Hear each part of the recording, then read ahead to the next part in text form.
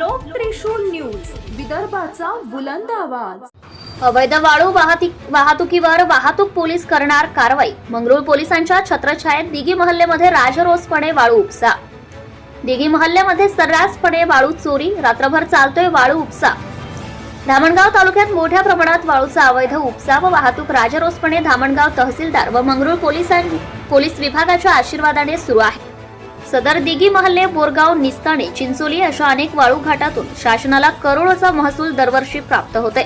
मात्र हजारो ब्रास वाळू धामणगाव महसूल विभागाचे तहसीलदार यांनी वाळू माफियांच्या घशात घातली की काय, असाही प्रश्न या निमित्ताने उपस्थित होत आहे। रात्रभर धामणगाव तालुक्यातील प्रमुख घाटातून पोकलेन, फायबर बोट व संक्शन पंपद्वारे हजारो ब्रास वाळू अवैधरित्या उपसली जात आहे। मात्र धामणगाव तहसीलदार यांनी कारवाई तर सोडा, नदीपात्रावर जाऊन चौकशी सुद्धा केली नाही, अशी चर्चा सुरू आहे। शासनाच्या महसुलाची सर्रासपणे सुरू असलेल्या चोरीपासून यांना काहीच घेणे देणे नाही, असेही चित्र सर्वदूर दिसून पडत आहे। मात्र जिल्हा प्रशासन देखील मूग गिळून गप्प का, हा संशोधनाचा विषय आहे।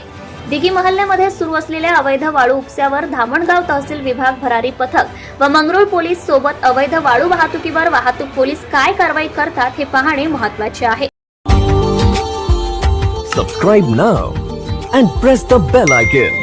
Never miss an update.